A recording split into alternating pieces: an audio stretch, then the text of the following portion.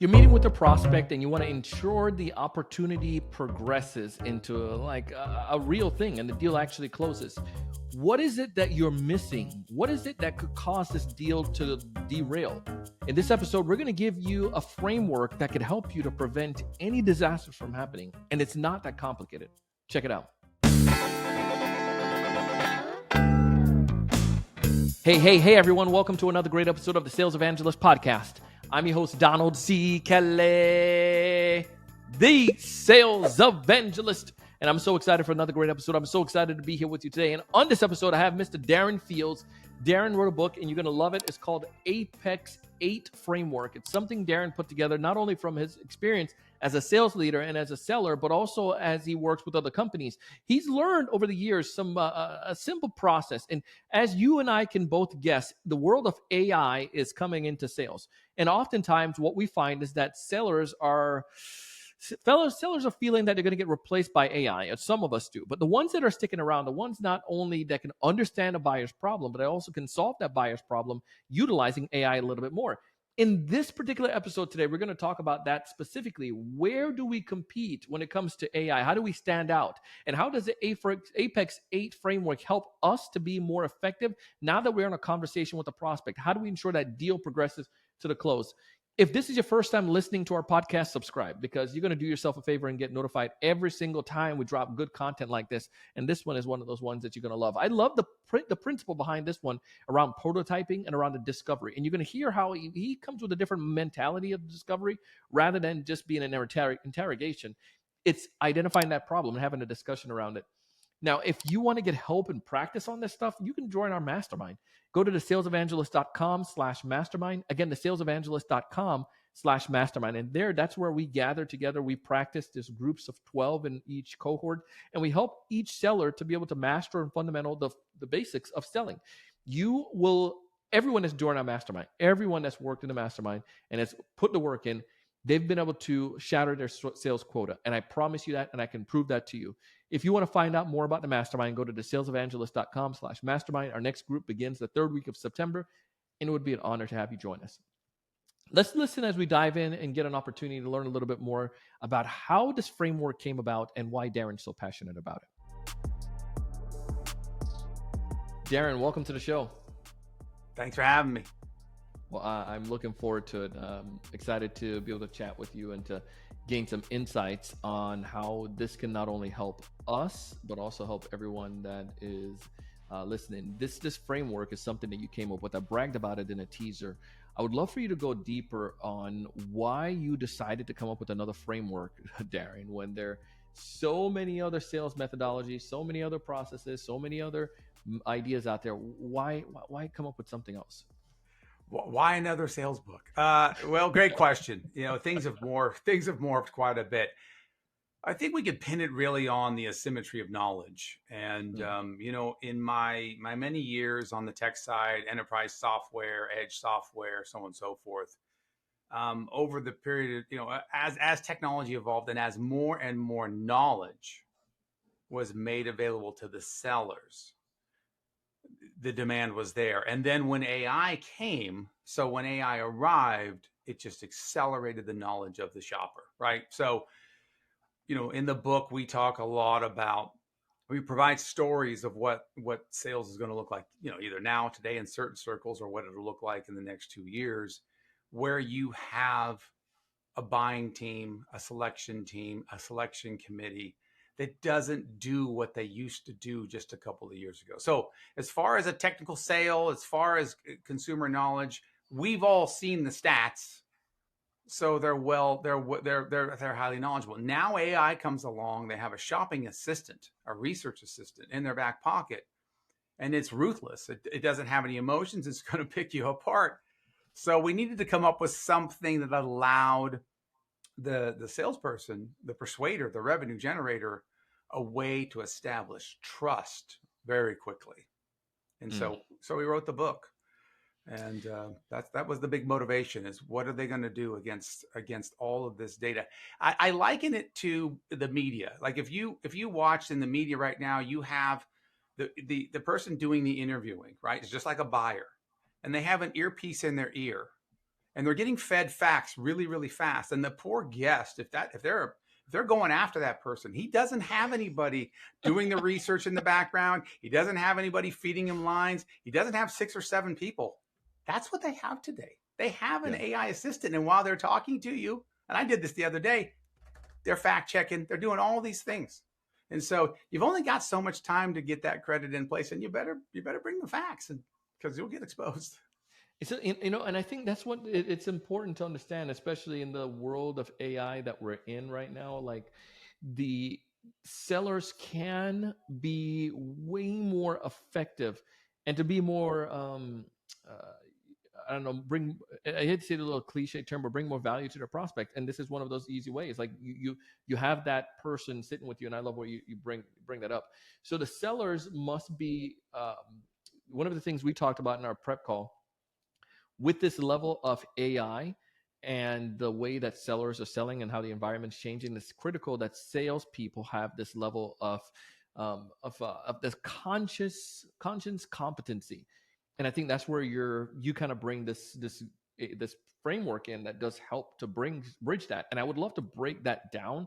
I know we can't go through all of the points, but what I would love to do, if that's okay, maybe you can tell us the 8 parts of the framework, and we're going to tackle 3 of them today. And then I would love for our listeners to, maybe they could check out the book or connect with you to get some more of the juices, because there's so much. I just don't want to gloss over it. Yeah. And I appreciate that. Yeah. And conscious competence is very important, especially in the AI era. If you think about it, you're walking into Define that for me. So conscious competence. So if you go in the book in the very first chapter, what we try and do is get everybody to start the conscious competence. And we start talking about the learning ladder, and it's been around a long time. Some of you may have heard of it or played with it in the past, but when you have unconscious incompetence as the bottom of the chart, and unconscious competence, meaning you're really good, but you're not even really thinking about it. Now, when you come into AI with so much facts, so much truth, and so much capability, that for a lot of salespeople, like in my industry, the tech industry, and what I did formerly before I went on my own, in the software game, there's some 40,000 direct sales reps that have been laid off.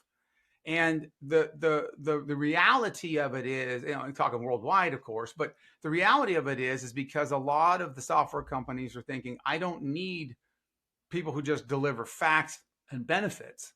I need people that can consciously guide the mind of another human into success for both people. We've talked about consultative selling. We've done all of that. But really where we're headed is really discovering what the problem statement is. How do you solve that quickly in a way that AI hasn't already? Because AI will give basic answers. It won't give the nuances of an industry.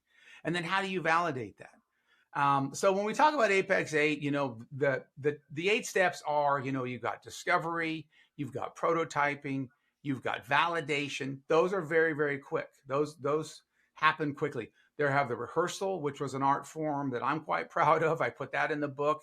You've got presentation, demo, whatever you really want to call. But when you kind of get that finalization piece, and we're going to get that moving, finalize, you'll find that that's really, if you do the first 5 steps right, finalizing is a different game than what it used to be. Debrief is critical. That's a game changer. And then, of course, handoff, which has to do with customer experience and commercialization. But the first 3, when you do a discovery, here's the thing. How does a salesperson use AI as much as your prospect is using it? Your prospect is going to be given a budget. Your prospect is going to be given a task, and your prospect is going to use AI. If they're not today, I literally mean by tomorrow, someone's going to go, hey, are you using AI on that new ERP system? Oh yeah. And it'll just right underneath, it'll just snap in a real second, just start getting different questions. But let's just go ahead and assume they are. Your discovery of them should be extensive as well. I mean, before you even get on a call with them, before you get past the funnel piece and you get into that first prospect meeting, you should have the basics too. So much so, Don, that this is what I mean by that. So in the past, we all used to do, let's do introductions, right? Let's all do introductions. Okay. That's when nobody really knew anything about each other, but it's a hangover from the old days. let's go ahead and assume that they've already done a little bit on you and you've done a little bit on them. And then this is the intro. Hey, Don, good to see you. I'm sure you've done a ton of, research on me, and their head's going to go like this. And you're going to go, okay, got that.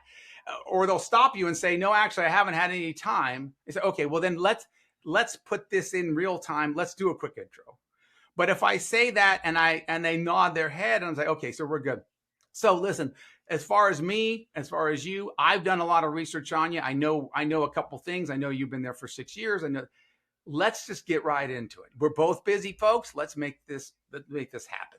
And what's going on? Where are we at? You'll get to know me as we go through kind of my discovery process. And I'm really going to try and solve some problems for you here today. And that's where we're going. And again, they'll give a quick head nod. And then you say, all right, give me the problem statement.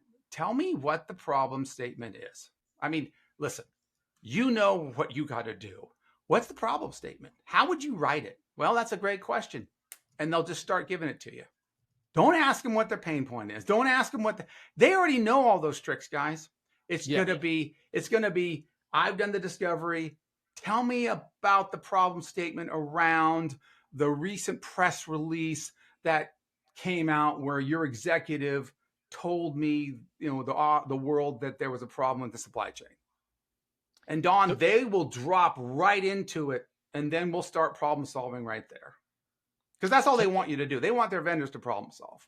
I got off of a call this morning with an executive from a mid-level organization.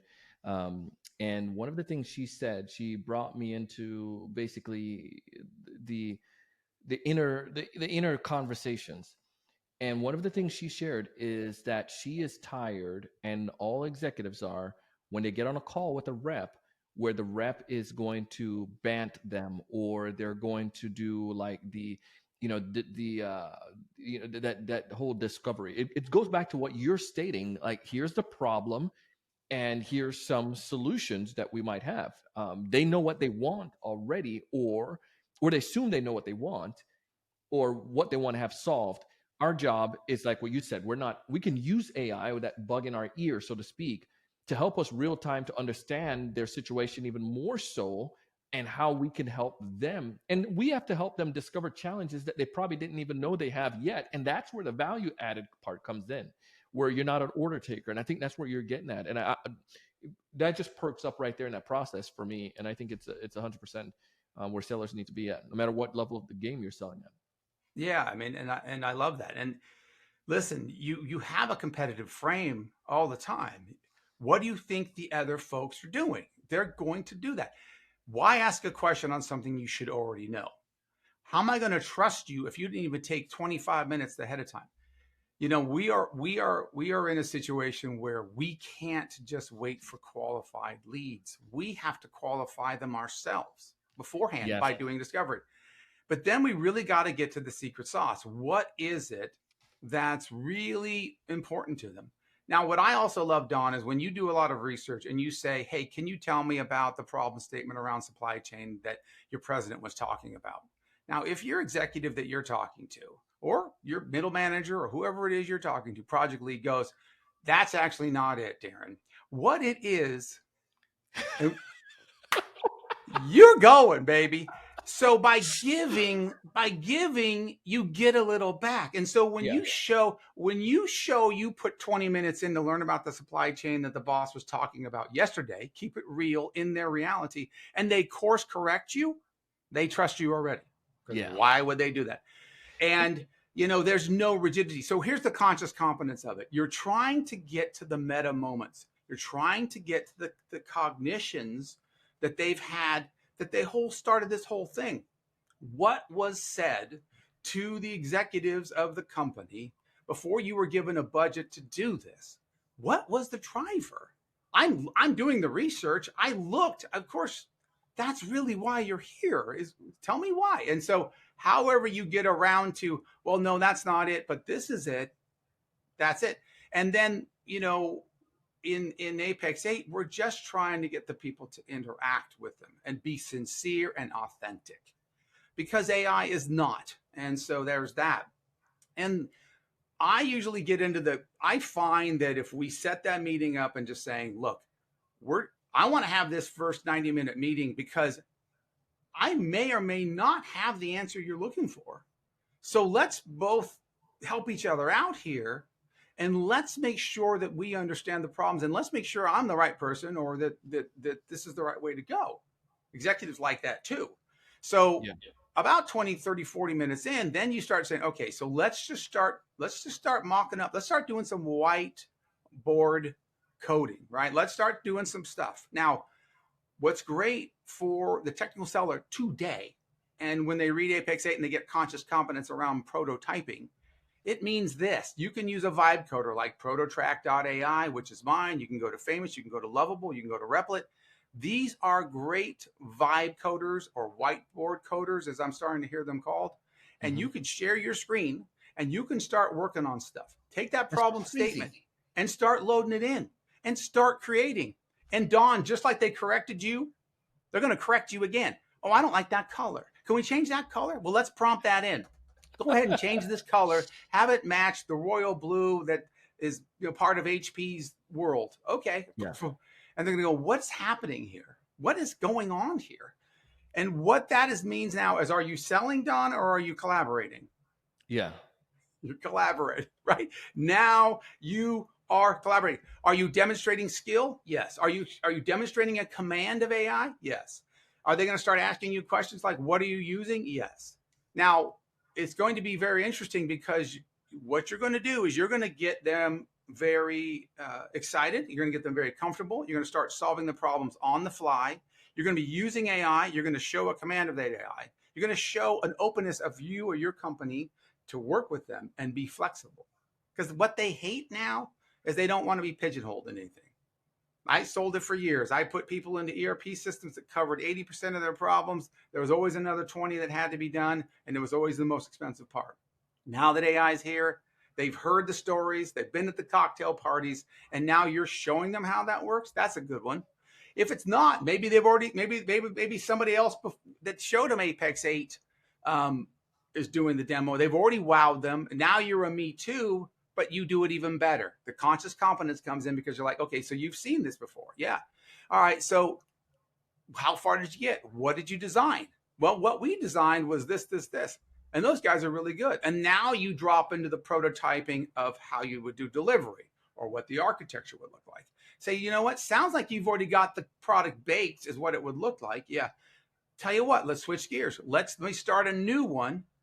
Hey, Lovable or whoever, let's design an architecture that includes, Lisa, what do we got in there? We got Oracle, we got this, we got that. Lisa, go ahead and talk. I'm just as you talk, it's gonna go straight in.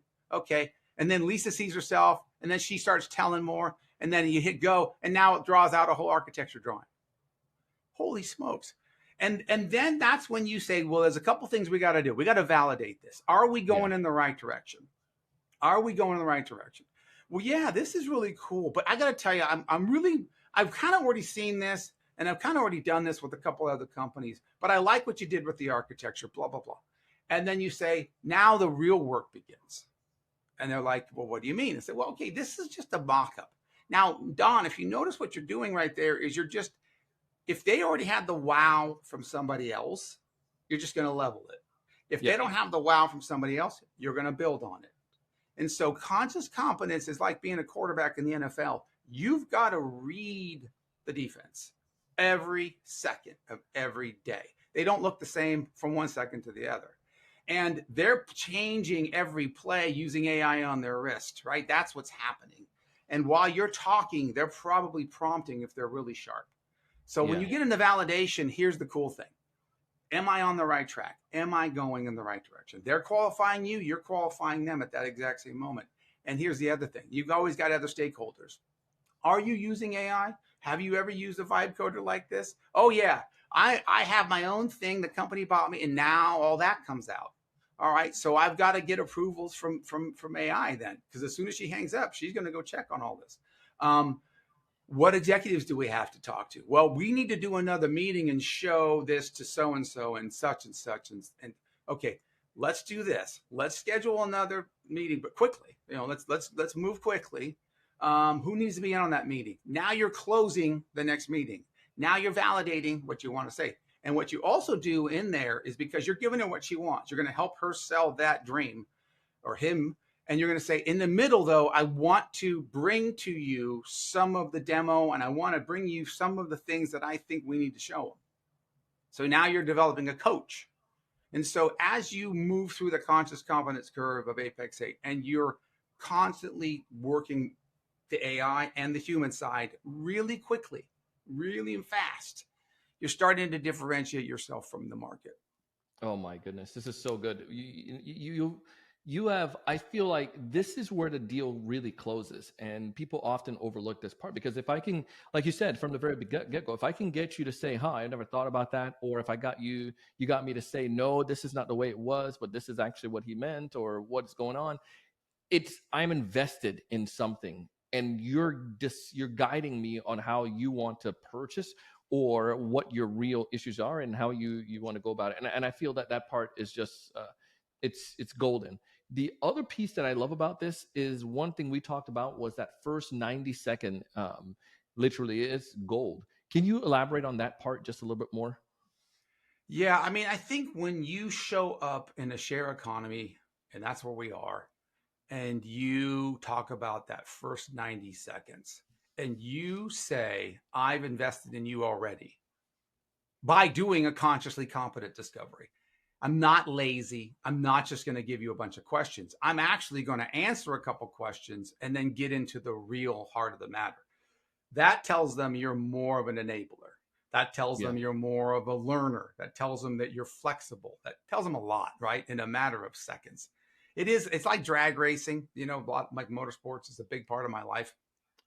It's the first 60 feet. I mean, if you don't get off the line, if you don't get out of, if you sit there for 2 seconds as it goes green, the other guy's he's already got the jump. And then everything else is going to stay the same. So I see the first 90 seconds, the first 90 minutes, the first 90 days. Those are super critical. I mean, they're just critical. And I love what you said about the validation, because if you start doing the validating and you start checking with them, am I going in the right direction? Did what I show you make sense? I mean, I just want to make sure I'm giving you value, because I want us to do business together. Let's not fool each other anymore. I make money. You make money. We all make money. But what's more important is, when you have success, I have success. We have great success in both our careers. So am I doing this right for you? No, it isn't going in the right direction. Well, good. Now you don't need to go back and tell your sales manager you got a deal because you're hurting. Now you can take it on the chin and just say, that's not going to be a deal. There's no reason for me or my company to spend any more time on this because it's not there. Well, you can't burn leads. You can't do this. You and I talked about managers before. That's not it. We'll talk about debrief. We'll talk about handoffs. But the secret here is, I'm a salesperson. I got to get to the next person that wants to do business with me as much as I want to do business with them. So by the time we get to step number 3 per Apex 8, we have a damn good idea whether we're going to move forward and whether they want to move forward. Like you said, it's a bit of a close. Now, I had a couple of 20, 30-year-olds the other day try and do trial closes. If I could show you a way where you could get more leads in a week. And I'm like, are you kidding me? We're going to trial close me right now? Okay. I said, please stop. Let's not do this. Read my book, right? So, but if you think about validate, though, it's a much better version of that, which is, am I on the right track? Yeah, man, this is cool. And then the questions come and you got them. Or, nah, I don't think this is working, man. I don't think you understood what I am trying to do. Oh, okay. Now you still have a chance to salvage that. Not much, but we got one more shot to go back to discovery and go, all right, well, what did I miss? How did I miss? Well, the thing you missed is, this is in China versus the United. Oh, okay. Oh, okay. Thank you for that. Appreciate that. Now, vulnerability builds trust. So you just show them the vulnerability. You keep it moving. Love it. Yeah. I want to, the last piece I want to touch base on before we wrap up here is debrief. If you could just give us like maybe 5 minutes on this part, or a couple minutes. Yeah. Debrief and handoff is going to help sellers. And it's going to help managers too. It really does. And it does help product management. So here's how it goes. You want to do a debrief, win, lose, or draw. Now, back in the motorsports day, back when I competed, we debriefed because every 10th of a second matters, right? For the military, they debrief because lots of lives and a whole nation are at stake, right? So They take it very seriously. So I really did borrow that from that world. But when we do debriefs, and if you watch Formula One, if you watch Drive to Survive or any of that, if you're a new fan or a long time fan, you'll see them after a race all have their headphones on and they're all in the zone and they're doing a debrief. The idea here is you do it whether you win or lose. And in the book, we talk about the different levels. But one of the key little pieces of that is you've got to make it safe. So for you sales managers and for you sales guys, doing a debrief with your team before you go talk to management, or doing it with your managers, however you guys want to do this, you got to make it safe. It's a safe zone. And the facts have to be put on the table. So if you won, do a debrief. Now that tends to be a lot easier, but challenge yourself to figure out what you didn't do wrong, because the other team that studied Apex 8 on the other side that lost to you is doing a debrief, and they're going to figure out how to beat you next time. So figure out where you got lucky, maybe, if you want to think of it that way. The pit stop could have been a little bit faster that one, or we could have done the demo a little bit differently. We almost got ourselves in the hot water when we said something about the competition, whatever it may be. Break those down, break down the wins, keep this, take out that, boom. Now the loss is the hard one. No one wants to do the loss. Everybody wants to skip through it, move on to the next thing. If the best teacher in life is failure, right? The losses teach you way more than the wins. Yeah. And the losses are your opportunity to make change for the next one. And hopefully the next day you're going to start on another one, right? So the reality of it is when you do a debrief on the loss, you're going to write up a debrief report. Now, here comes the handoff. If it's a win, you've written all the things that they loved, and you handle that to your services delivery team or to the product team or to the contractor, whatever it is, wherever that's going next, right? Fine. And there's in the book, it tells you kind of what was trusted, so forth. For goodness sakes, a lot of us have been there where our services team or our contractor shows up and goes, "Hi, hey, Don, so what are we doing?" And it just kills every bit of momentum, and you're the one that gets the heated call. So just do that one just to save yourself a lot of bacon there. Now, on the negatives, on the ones where we lose, and we write that report up, Don, it's not always the sales guy. And I know there's heads bobbing right now. It's not always you guys. It's not always you. It's not me. It's not Don. It's because too many clicks. It was the color. You were a gas and electric company, and you talked about electric vehicles, and we're mad at you. Whatever it is, somebody in the product department, somebody in the management department is going to need to know that. And yeah, could be the sales guy, and everybody's quick to blame the sales guy. But if you guys do Apex 8 and you nail it, and you're moving through psychologically, and you get down to the finalists and you lose on 3 features, I guarantee you, it's probably not you. It's probably something in the design side. And we got to hand that. We got to get the product managers out of the ivory towers, hand them that piece. Since they won't come out and sell with you guys, just hand them the report. Yes, by all means, yes. If your manager is going to fire you, then please use common sense. Don't do this. But somewhere, somehow, you've got to get the point over that, listen, guys, this is why we lost, in our honest opinion. Do with it what you want. I'm on to the next deal. See you guys later. Bye. And so that's what I love. And for you startups and your entrepreneurs and the feedback loops and all the things I teach you guys, the handoff is really just a feedback probably to yourselves. And you can use AI, by the way, to do all of this. You can do debriefs with AI. You can do handoffs with AI. You can even talk to AI and say, can you please review this? I want to make sure I don't ruffle any political feathers. Just tell me how to calm this down. But this is the sentiment. This is the feel. These are the facts. And you and AI, your sidekick, will figure out how to get this over the line so that next time we don't lose that deal. I love the debrief idea on so many different levels, because it allows, one, for the seller to be, we're not going to make the same mistake again. 2, the organization is a part of this. So everyone, we may need to make some course correction. And it's not just the sales manager, but the other departments. And then 3, the other component to it is that if I am winning, I am finding out what can be better, and I can optimize it to even win faster or more effective. Or duplicate. Like it just loves it so much. The whole process is fantastic. You heard all of those 8 steps. If there's one thing you want sales leaders or an individual rep listening to this episode to walk away with, what's that one major piece of advice from this episode, Darren?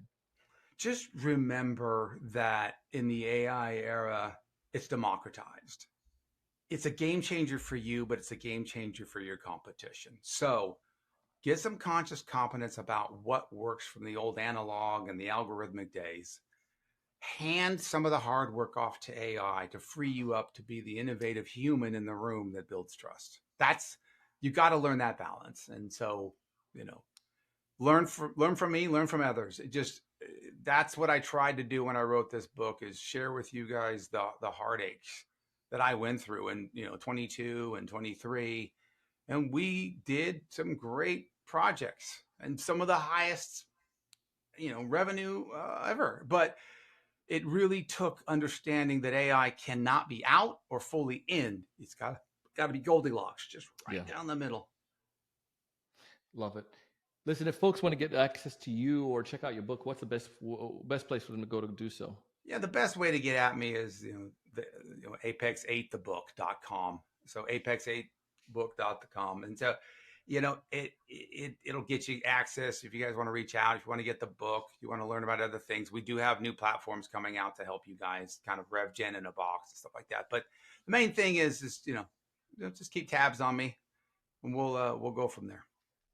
Love it. We'll put that stuff in our show notes. Darren, thank you so much. Really awesome episode today. Appreciate your insights.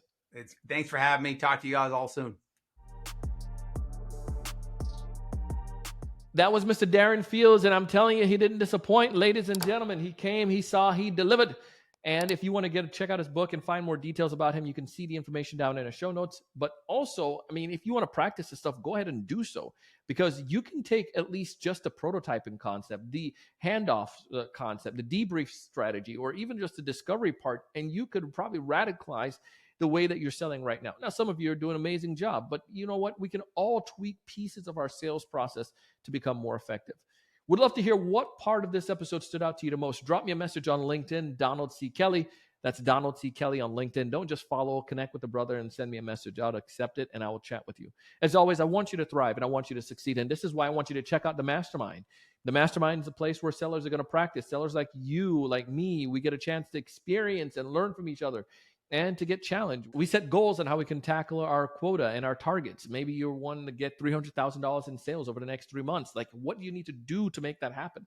We can help you to break that down, make a plan, and tackle it together. The Mastermind is awesome. Everyone get a chance to get into the hot seat. Every week, 2 people do, and it's been fabulous, man. We'd love to have you check it out. Again, go to the salesevangelist.com/mastermind. Again, the salesevangelist.com/mastermind. As always, I want you to thrive. I want you to succeed. I want you to raise your level of thinking. But most importantly, I want you to go out and do big things. See you on the next one.